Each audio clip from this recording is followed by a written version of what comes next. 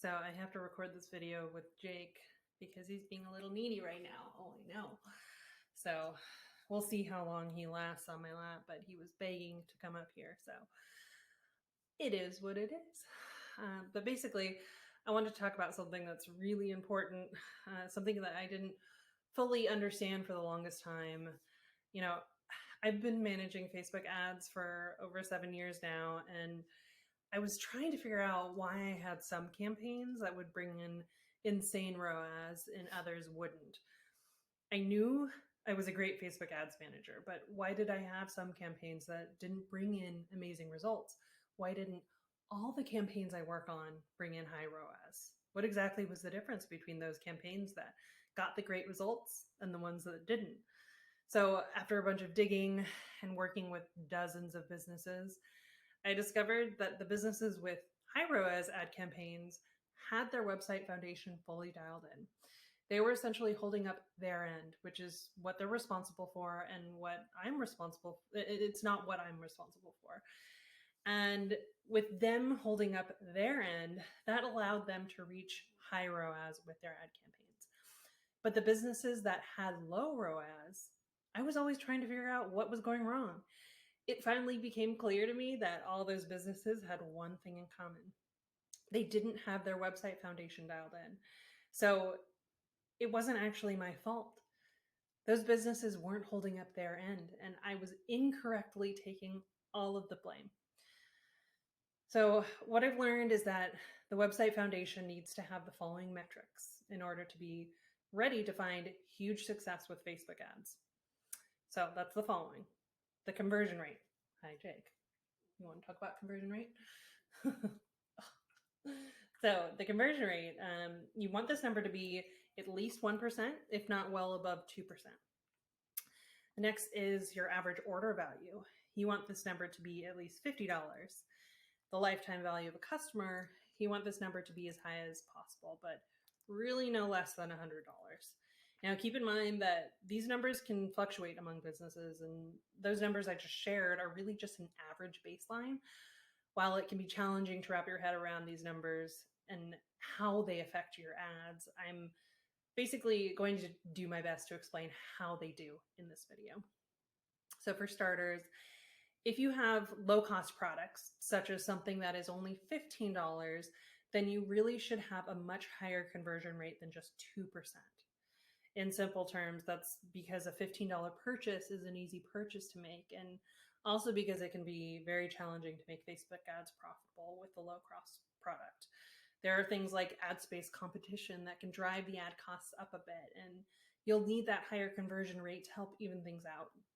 This might also mean that your average order value is under $50, and that's okay with Facebook ads as long as your lifetime value of a customer is high.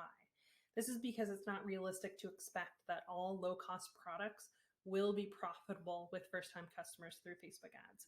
You essentially need a really high conversion rate for this to be possible. What this means is that the average order value doesn't necessarily need to be $50 as long as the lifetime value of a customer is higher and the conversion rate is higher. And on the flip side, the lifetime value doesn't necessarily need to be super high as long as the conversion rate is higher and even the average order value is higher. So these thresholds or baseline metrics are just a baseline. Some businesses' metrics will need to look a little different. Finding the right formula for your business to work, particularly with Facebook ads, is a delicate balance when it comes to your foundation.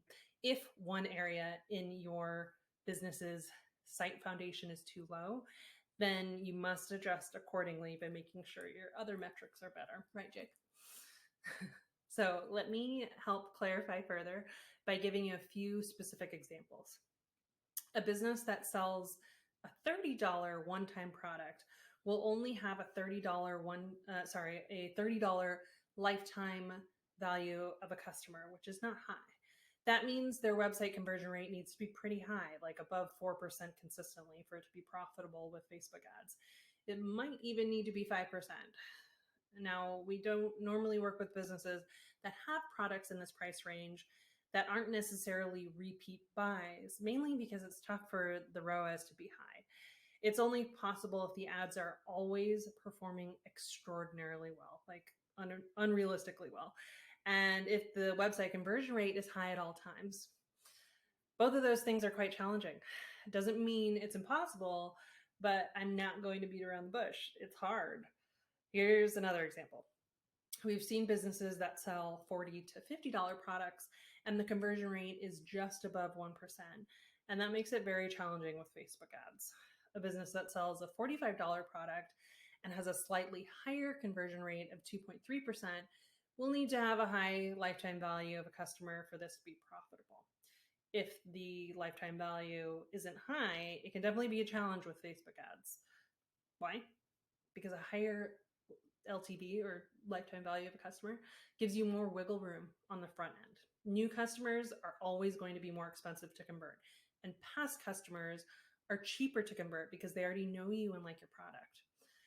If you have a high lifetime value of a customer, then you most likely can handle a lower ROAS for purchases by new customers, and it won't necessarily dig into your profits. In fact, it should make you more money in the long run. Are you done, Jake? No. So here's another example. A business that sells a $150 product with about a $150 average order value and has a 2.5% conversion rate is doing very well with the process of converting people on their site. We've seen this, and it's entirely possible. With those two numbers alone, you don't really need to worry about the lifetime value of a customer all that much.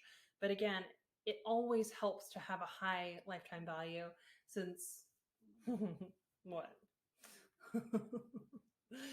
So it always helps because it essentially allows you more flexibility on the front end with new customers. In this scenario, you could offer an outrageous first-time customer discount, like 30% or more, which could attract tons of new customers. And then you'll make up for it multiple times over once those new customers turn into repeat customers. This is sort of the dream scenario. So these metrics are different for every business. And it's really just important to understand that there's nuance to all of this. If one area is lacking, another area must make up for it. And in some cases, that's unrealistic for your business. Or with Facebook ads, it can be unrealistic to expect certain outrageous metrics from Facebook if some or all of your metrics on the site are lacking. Jake agrees. So let's do a quick recap. And here's basically a simple way to think of things that, all of what I described in this video. If your lifetime value of a customer is low, your conversion rate must be high.